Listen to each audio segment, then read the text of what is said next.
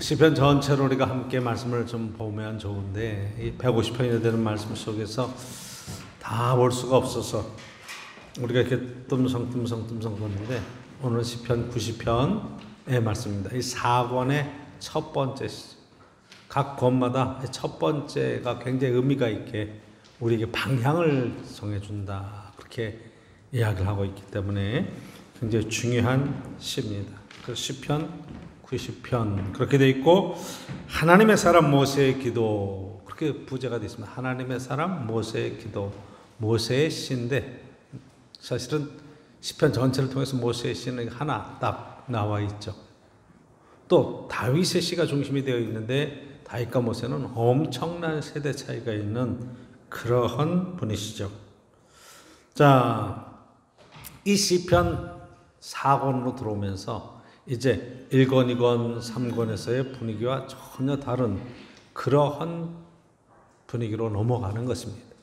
이제 점점 시편의 클라이막스를 통해서 말하고 싶은 이 시편 전체를 통해서 제시하고 싶은 방향에 관한 이야기예요. 모세 그러면 제일 먼저 뭐가 생각이 납니까?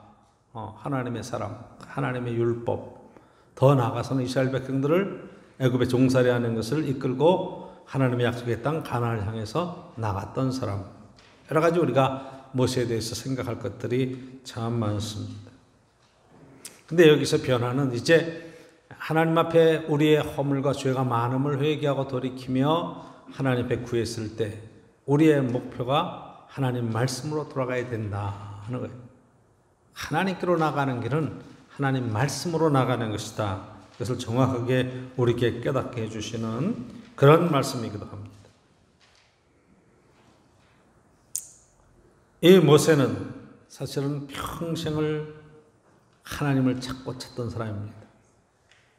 우리 모세의 일생을 이렇게 비교해 보면 굉장히 재미있는 그런 상황을 알 수 있어요. 40년 동안 애굽의 왕자의 삶을 살았습니다. 그렇잖아요? 물에 빠져 죽으려는 것을 애굽 공주가 건져내서 이제 궁으로 들어가서 거기서 40년간 애굽의 모든 학문과 모든 그런 혜택을 누리고 그 최고의 권좌의 자리에서 40년을 살았어요. 그게 전반부의 생이죠. 40이 되었을 때 그 민족을 향한 그런 뜨거운 정체성을 잃지 않고 자기 민족을 향해서 뭘 해보겠다고 하는 그런 생각들을 가지고 있었어요. 그러다가 나가봤는데 거기에 이제 애굽의 사람들에게 고난받는 히브리 민족, 자기의 동족들을 보게 되는 거죠. 그렇잖아요? 그래서 애굽 사람이 히브리 사람을 야단치고 때리는 것을 보고 그래서 말리다가 밀쳤는데 이 사람이 죽고 말았어요. 애굽 사람을 죽이고 땅에 묻고 모른 척했어요. 왜? 다 히브리 사람들이니까.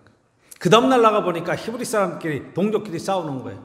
그래서 안타까운 마음에 말리죠. 왜 싸우느냐 동족끼리. 서로 도와도 서로 함께해도 돌봐줘도 이게 지금 모자란 세상 속에 그랬더니 이 사람들이 반발을 합니다. 그 얘기를 듣고 순종하는 게 아니라 반발을 하는 거예요. 네가 어제는 애굽 사람을 죽이더니 오늘 우리를 죽이려고 하느냐.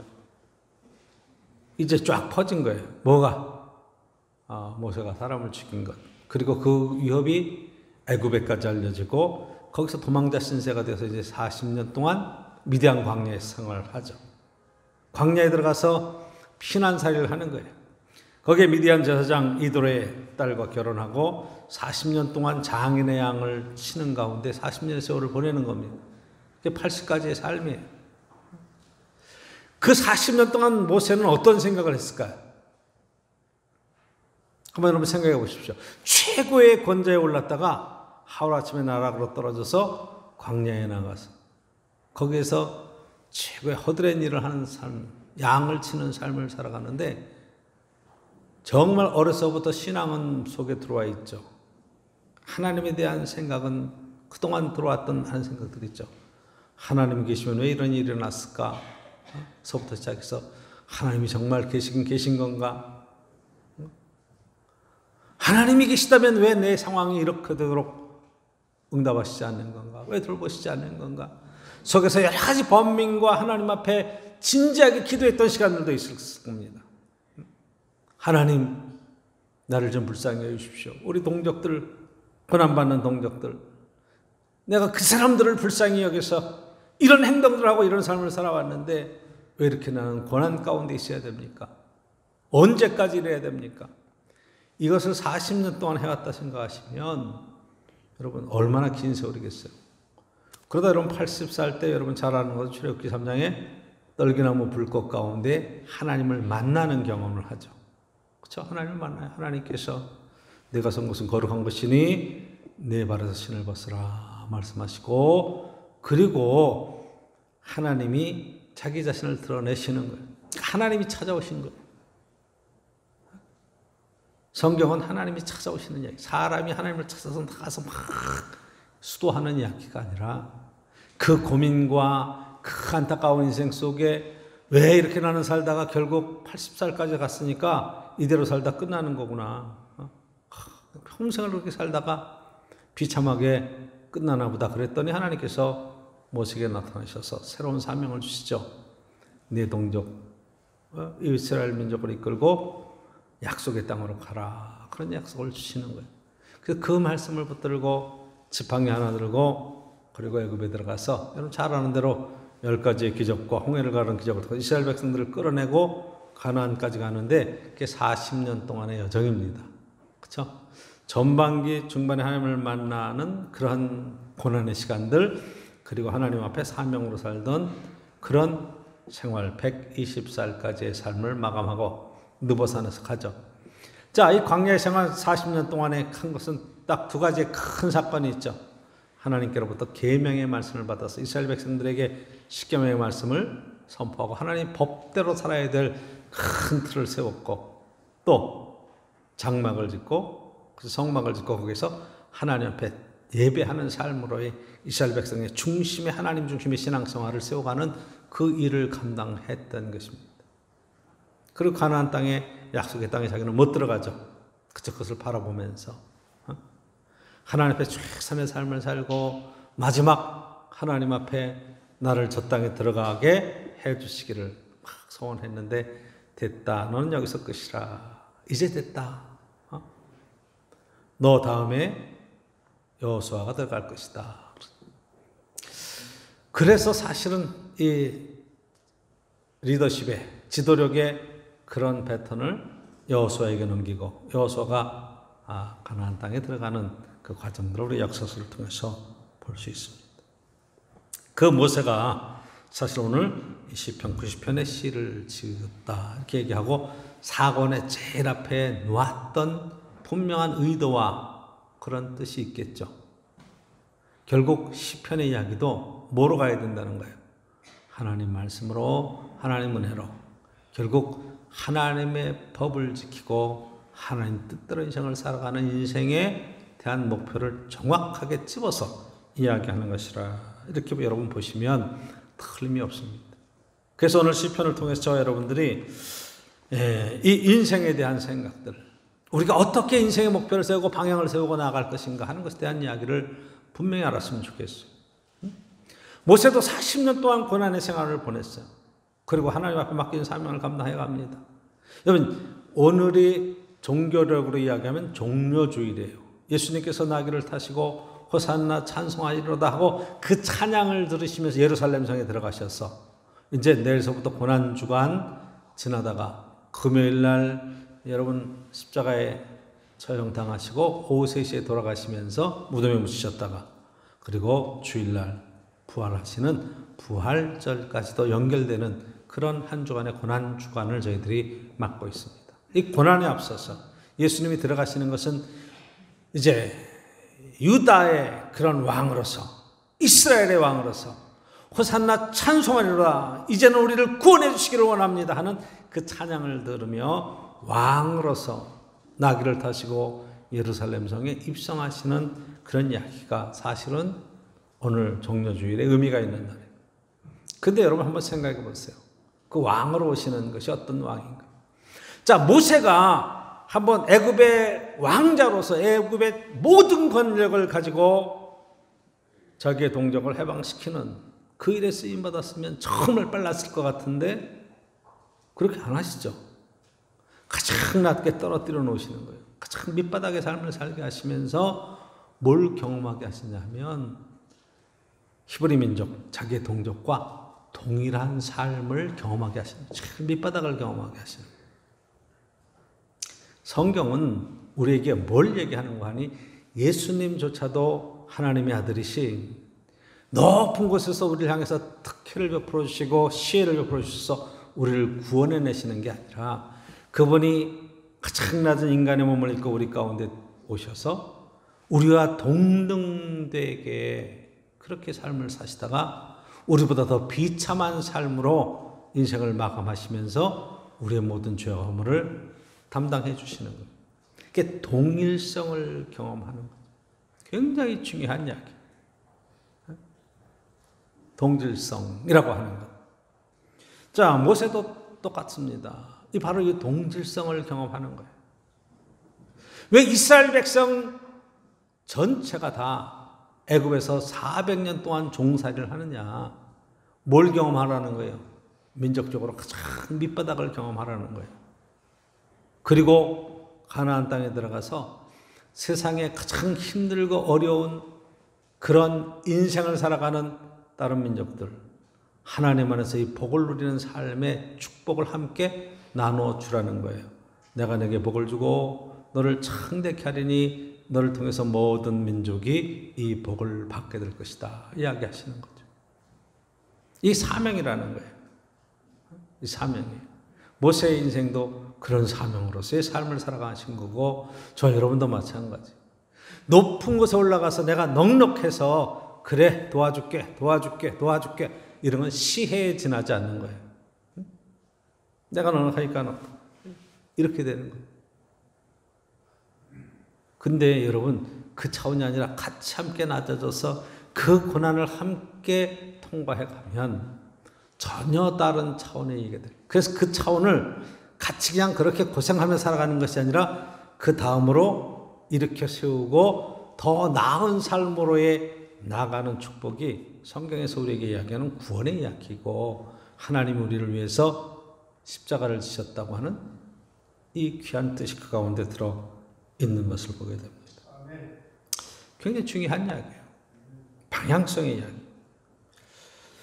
그래서 오늘 시편의 이 모세의 시를 함께 보면서 하나님께서 우리에게 그럼 이 많은 우리를 원수를 갚아주십시오. 또 하나님을 찬양하고 감사하며 여러 가지 그런 시적인 많은 그런 표현 속에 우리를 어느 방향으로 끌고 가는가 하나님 안에서의 교제와 말씀 속에서의 우리의 막적인 사명이 어떤 것인가 하는 것에 대한 이야기로 한번 우리가 함께 이 말씀을 보기를 원합니다.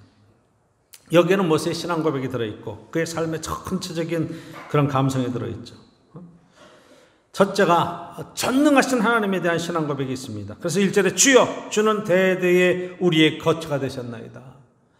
주님 대대로 우리의 거처가 되셨습니다. 우리의 생명의 근원이 하나님이십니다 하는 이야기예요. 우리의 생명의 근거가 하나님께 있습니다. 성경 이야기는 바로 이걸 얘기하는 거예요. 여러분 창세기부터 요한계시록까지 뭘 얘기하냐? 하나님이 창조주시라는 거예요. 그래서 제가 이제 내일서부터 고난주간 한 주간 할 때 예수님의 생애 속에 당하는 그런 고난의 매일 같은 삶을 보통은 이 고난주간에 얘기하지만 저는 욥기를 계속 해왔던 그런 입장에서 고난의 의미가 과연 성경적으로는 어떻게 우리에게 시대시대 다가오고 그 고난을 어떻게 이해하고 우리가 넘어갈 수 있겠느냐. 예수 그리스도의 십자가의 고난까지 한번 쭉 창세기에서도 한번 생각해 보려고 하는 겁니다. 여러분 창세기 무슨 얘기? 하나님 천지 창조하셨다. 그 얘기가 아니죠. 창조 이야기는 하나님은 어떤 분이신가 하는 이야기예요.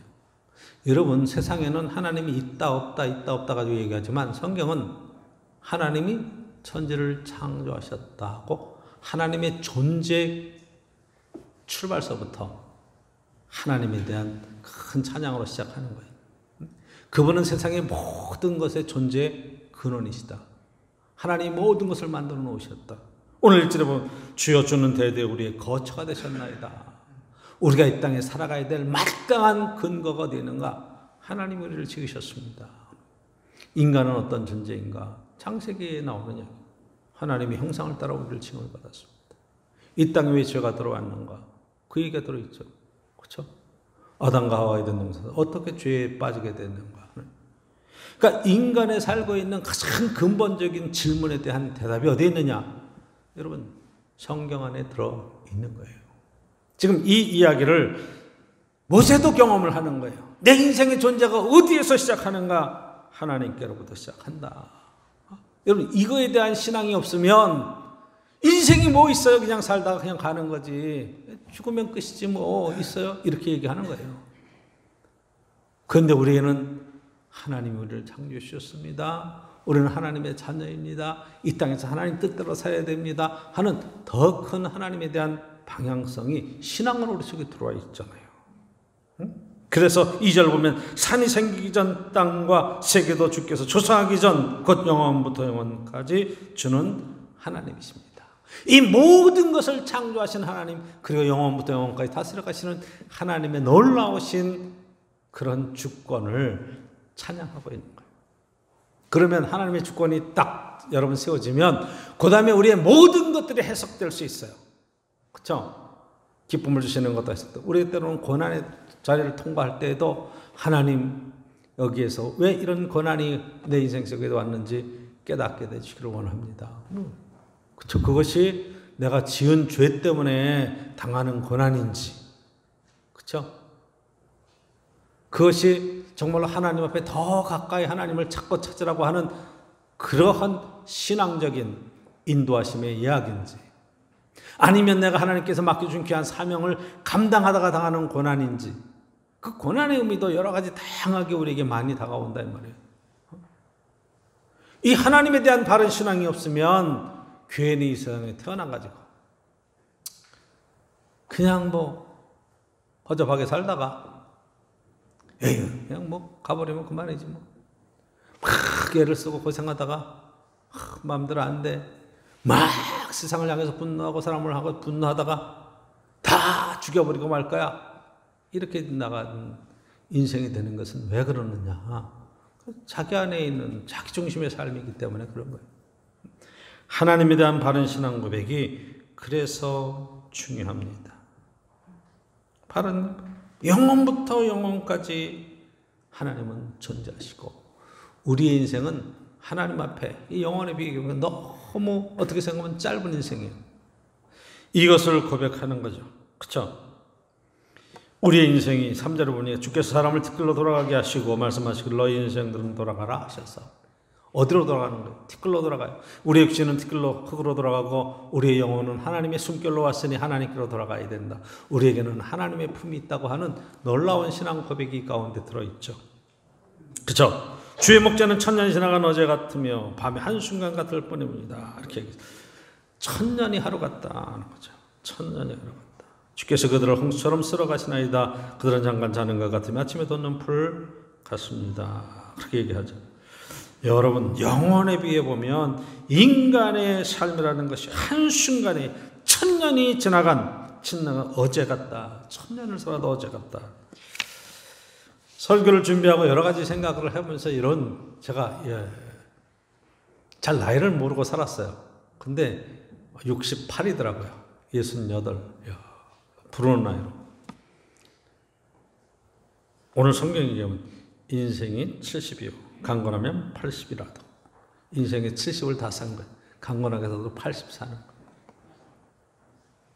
제가 30살에 목회를 시작해서 2000에서 6년, 하성에서 14년에서 20년 하고 여기에 50살에 와서 지금 17년, 18년 이렇게 지나가는 거예요. 저를 17년 전에 뵌 거예요. 시간 빠르죠? 그때 김은환 권사님, 윤 권사님 작년이었어요. 50대, 60대 초반 뭐 이렇게 살고 있죠. 근데 지금은 윤 권사님 80? 하나, 80. 인생이 강건하면 80이라도. 그 권사님한테 여쭤봅니다. 참 빠르죠? 빨라요. 인생을 이렇게 표현해요. 어려서는 시간이 기어간대. 애들이 기어간대. 청소년이 되고 나면 그때는 걸어간대. 시간이. 걸어간대. 기어가다 걸어가다. 청장년이 되면 뛰어간대. 이제 장년이 되고 노년이 되면 시간이 날아간다고 그러잖아요. 여기서 성경에 오늘 본문에도 시간이 날아간다고 표현하죠. 10절 보십시오. 우리 연수가 70이요 강건하면 80이라도 그 연수의 자랑은 수고하실 분뿐이요 신속히 가니 우리가 날아가나이다. 70, 80 되니까 날아가는 거예요. 얼마나 빨리 날아가는지. 이게 인생의 이야기. 근데 모세가 한번 생각해 보세요. 40년 애굽궁에서 살았어요. 40년 광야에서 살았어요.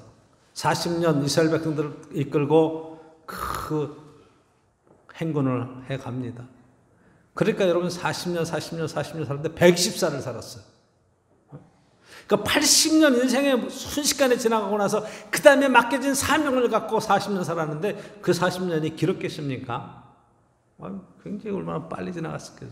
그러니까 이스라엘 백성들을 이끌고 가나안을 향해서 가는 110살의 삶을 살고도 지금 인생이 참 빨리 지나간다.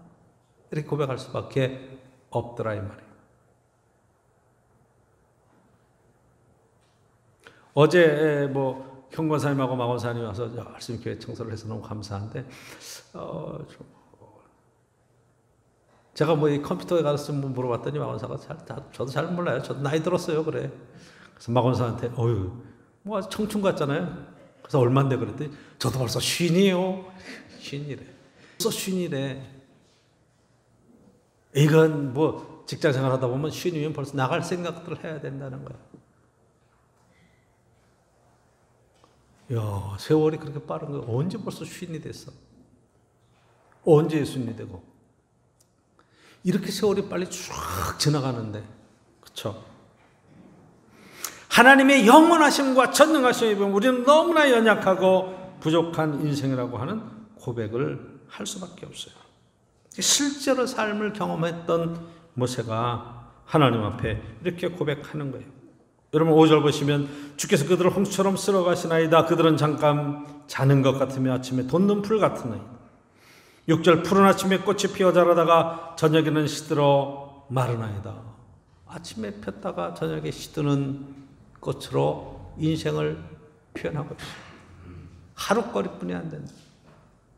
일장춘몽이라고 이야기하죠. 인생에 관한 이야기를 하는 거예요. 이 짧은 인생 어떻게 생각하면 짧은 인생인데 우리는 어떻게 의미 있는 삶을 살아가야 되겠는가? 바로 이 이야기예요. 그렇죠? 순식간에 다 하는 인생인데 어떻게 인생을 살아야 되겠습니까? 어떻게 인생을 살아야 되겠습니까? 간절한 마음으로 지금 이야기하는 거죠. 우리의 모든 날이 주의 분노 중에 지나가며 우리의 평생이 순식간에 다였습니다. 9절에 이렇게 얘기하고 있고 10절에 우리 연수가 70여 강건하면 80이라도 그 연수의 자랑은 수고하실 뿐이요 신속히 가니 우리가 날아갑니다. 여러분 내가 인생에 이때에는 내가 뭘 해버리라. 내가 사업도 하고 열심히 일도 해보고 뭣도 해보고 뭣도 해버리라 하고 세워보지만 그것이 과연 얼마나 성취되며 그 누렸던 시간들의 영광이 과연 얼마나 지속될 수 있겠는가 이 말이에요. 신속히 갑니다. 빨리 갑니다. 날아갑니다. 그래서 이야기하기를 12절에 이렇게 하는 거예요. 우리에게 우리 날 계수함을 가르치사 지혜로운 마음을 얻게 하소서. 모세가 하나님 우리 날수를 계산할 수 있게 하시고 그리고 지혜로운 마음을 좀 갖게 해주십시오. 여러분 날수를 계산을 잘 해야 돼요. 그렇죠? 내가 얼마나 남았는가, 인생의 어떤 부분을 어떻게 살아갈 것인가 굉장히 중요한 거예요. 굉장히 중요해요. 우리가 어려서 여러분 한번 생각해 보세요. 우리의 인생을 살아가는데 요즘 초등학교라고 그러죠. 초등학교 다녀요. 1학년에 입학을 했어요. 6년이에요. 6년. 6년 동안 학교를 열심히 다닌 친구와 대충 놀러 다닌 친구와 차이가 별로 이렇게 날까요? 안 날까요? 한번 생각해 보세요. 중학교 3년이야. 이 중학교 3년 동안에 한 것에 통해서 고등학교의 과정이 달라지고 고등학교 3년 한 것에 통해서 대학교 과정이 달라지고 대학교 4년 한 것에 통해서 이제 인생의 방향을 정하는 거잖아요. 그렇죠? 한번 생각해 보세요. 6년, 3년, 3년이에요. 그럼 저와 여러분들이 교회를 다니고 있어요. 지금 하나님 안에서 내 인생의 시간들을 매주 나와서 예배드리고 인생을 살아가는데 매일 반복되는 인생. 근데 여러분 한번 직장을 정하거나 사회생활을 시작하고 어른이 되어서는 인생의 방향을 바꾸는 게 결정하는 게 쉽지가 않아요. 그렇죠? 자기가 하고 있던 일들이 있으니까 여기서 어떤 새로운 것을 한다 쉽지가 않아요. 근데 이제 여러분 초등학생, 중학생, 고등학생에는 굉장한 선택의 기회가 많은 거예요. 그렇죠? 그때 어떻게 하느냐에 따라서 앞으로의 방향의 길을 잡아갈 수 있는 거예요. 그 3년이라고 하는 시간 동안 어떻게 성장해 가느냐에 따라서 인생의 방향이 확 바뀌죠. 우리가 하나님 안에서 마찬가지인 것 같아요. 모세가 80에 하나님을 만나고 인생의 방향이 바뀌어지는 것은 바로 이 부분이에요. 우리가 우리에게 나를 계수함을 가르쳐 살아가는 것은 내가 그냥 의미 없이 하루하루 반복되며 살아가는 인생이 아니라 내가 하나님 안에서의 하나님을 만나고 인생의 방향을 바꾸는 변화의 시간들이 너무너무 귀한 것이에요. 새롭게 도전할 수 있는 시간들이. 그렇죠? 모세는 40년 동안 애굽에서 최고의 학문과 최고의 대우와 최고의 권력을 갖고 살았었어요. 한순간에 나락으로 떨어졌어요. 그런데 여러분 그 40년의 나락에 떨어진 시간이 헛된 시간이 아니었더라는 거예요. 하나님을 훈련하는 시간이고 하나님을 더 찾는 시간이고 하나님을 만나는 준비를 하는 시간이고 그대가 하나님을 만나고 나니까 또 인생이 역전이 되어버렸어요. 굉장히 중요한 이야기를 하는 거예요. 제가 무슨 달인이라는 프로그램이나 뭐 이렇게 뭐 서민갑부 뭐 이런 프로그램들을 보면 그런 사람들의 대단히 특징이 하나 있어요. 어떤 한순간에 인생의 위기가 오고 그럴 때 자기의 삶을 돌아보면서 새로운 도전을 해갈 때 무모하게 뭐 큰 꿈을 꾸거나 이런 게 아니라 가장 작은 것을 최선을 다해서 성실하게 자기 것만의 그런 노하우를 그 분야에서 만들어내는 데 있더라고요. 그렇죠? 가만히 보세요. 그냥 하루하루 대충 일이 아니라 정말로 그 하나의 그런 목표가 정확해요. 내가 하는 이 일을 통해서 어떻게 이웃에 도움이 돼볼까? 내가 하는 이 일을 통해서 기쁨을 함께 나눠줘 볼까? 이 일을 통해서 함께 즐거움이 돼볼까? 대접을 해볼까? 그런 마음들이 있어요. 최선을 다하는 거예요. 그 순간순간. 그게 1년, 2년, 3년 쌓이니까 실력이 되고 5년, 6년, 7년 되니까 인생의 방향을 바꿔놓을 수 있는 놀라운 역사들로 이루어지더라고요. 방향을 못 잡고 허무하게 세상을 이리저리 헤매는 시간들은 어떻게 생각하면 낭비하는 시간일 수도 있어요.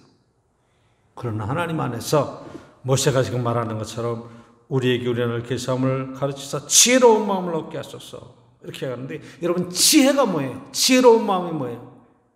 성경에서 말하는 그죠? 지혜는 하나님께 속한 거예요.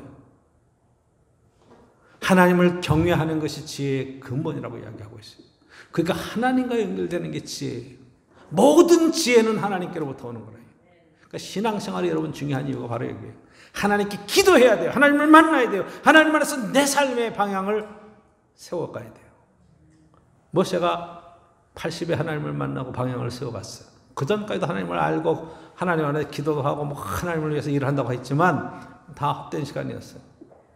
하나님의 말씀을 붙들고 하나님의 법을 얻고 하나님의 바로 예배하는 법을 알고 그리고 그의 일생을 방향을 세워서 살아가는 것 아닙니까? 굉장히 중요한 거죠. 이때 하나님께서 이렇게 이야기를 우리 모세를 통해서 하는 거예요. 여러분 13절 보십시오. 여호와여 돌아오소서 언제까지니까 주의 종들을 불쌍히 여기소서. 하나님 돌아와 달라고. 하나님 나를 붙들어 달라고. 하나님 안에서 밝히 보여달라고 말씀하는 거예요.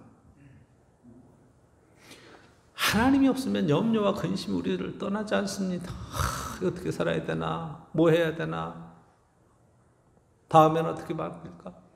하나님 안에서 기도하고 하나님이 주시는 지혜로운 삶의 방향이 세워지면 그 분야에서 어쨌든 뛰어난 자리로 향해서 자꾸 시도하고 나갈 수 있게 만들어 놓으시는 거예요.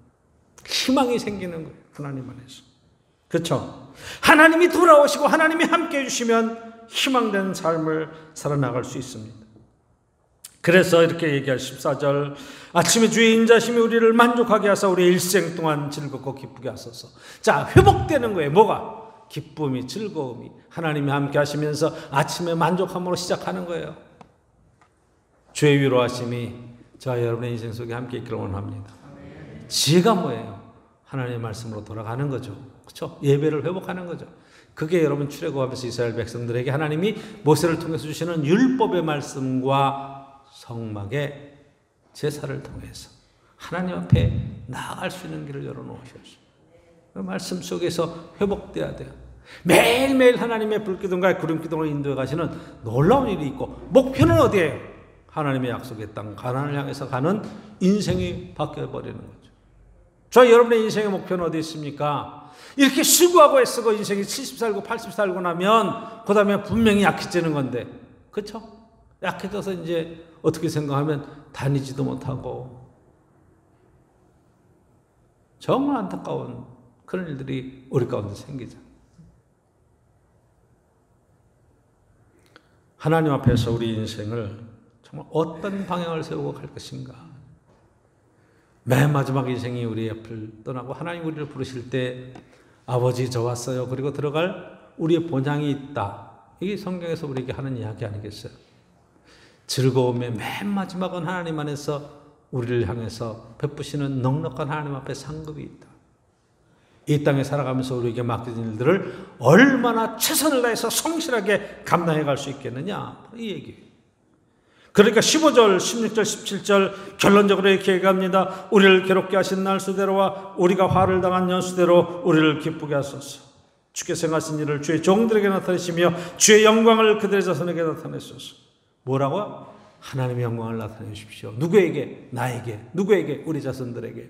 아브라함의 하나님, 이삭의 하나님, 야곱의 하나님을 불러주시던 하나님께서 자손의 번성함으로 자손의 큰 영광 가운데 하나님 세워주십시오. 17절 주 우리 하나님의 은총을 우리에게 내리게 하시고 우리의 손이 행한 일을 우리에게 견고하게 하소서. 우리의 손이 행한 일을 견고하게 하소서. 우리가 하나님 뜻대로 행하는 모든 일 속에 하나님의 견고하게 세워가시는 축복을 사모하고 있습니다. 자손들에게 나타내 주십시오. 이 시편의 이야기는 결국 어디로 연결되는 거예요? 바벨론 포로하고도 연결되죠. 하나님 우리가 고난당한 날수대로 우리를 뭐라고 그래요? 기쁘게 해주시고 우리가 화를 당한 연수대로 우리를 회복시키시고 하나님 앞에 즐거움이 되기를 원합니다. 우리를 축복하시고 우리의 자손들을 축복해 주십시오. 내 대에는 정말 고생하고 힘들었지만 우리 자손들에게는 그런 일들을 보지 않기를 원합니다. 그게 저와 여러분들의 또 인생이죠. 그렇죠? 한번 생각해 보세요. 얼마나 고생하고 어렵게 살았어요. 제일 밑바닥에서부터 6.25 전쟁 후에 폐허서부터 시작했는 이 나라를 여기까지 일으켰잖아요. 그리고 다들 같이 하는 얘기가 우리 자손들은 우리 애들은 이런 고생 절대로 시키지 않을 거야. 그리고 악착같이 여러분 살아서 그렇게 자손을 키워놨잖아요. 근데 한 가지 우리가 성경 말씀에서 비춰보면 부족한 게 있어요. 연약한 게 있어요. 뭘 물려줘야 되는데? 하나님을 물려줘야 되는데. 나를 붙드시고 나를 축복하시고 내 인생 속에 이끌어 가신 그 하나님에 대한 놀라우신 사랑과 은혜를 자녀들에게 경험시켜줘야 되는데 아이들은 다 지가 잘나서 그런 줄 알아요. 시대를 잘 만나서 그런 건데 그러니까 여기서 하나님 앞에 매달리는 신앙이 필요해요. 그렇죠? 하나님께로 돌아와야 돼. 여호와여 돌아오소서. 여호와여 돌아오소서. 언제까지니까? 우리의 자손들 속에도 하나님의 영광을 나타내시옵소서. 하나님, 이 믿음의 귀한 축복이 아브라함의 하나님, 이삭의 하나님, 야곱의 하나님으로 불리웠던 것처럼 이 아름다운 신앙의 전통이 세워가는 놀라운 은혜를 베풀어 주옵소서. 간절히 사모하는 믿음 속에서 저와 여러분들이 정말로 짧은 인생 살아가면서 결국 남는 건 뭐예요? 남는 건 자손들이죠. 그렇죠? 자손 대대로 나아가야 되는데. 그런데 여러분, 육신의 자손들만이 아니라 영적으로 하나님 안에서 정말로 진심으로 하나님을 존중하고 신앙생활에 승리하는 귀한 자손의 축복이 꼭 함께 있기를 간절히 축복합니다.